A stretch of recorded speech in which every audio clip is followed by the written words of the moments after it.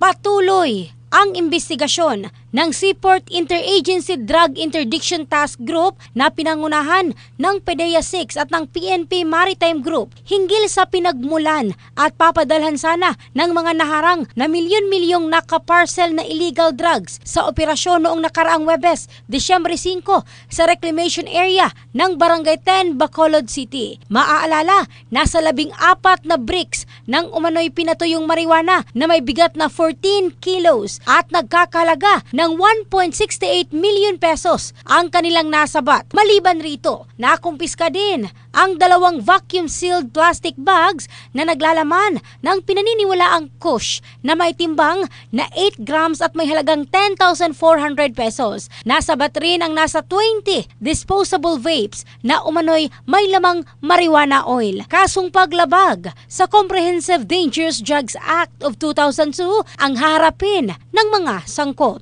In the heart of changing lives, ito si Michelle Craste ng Brigada News Philippines, the Music and News Authority.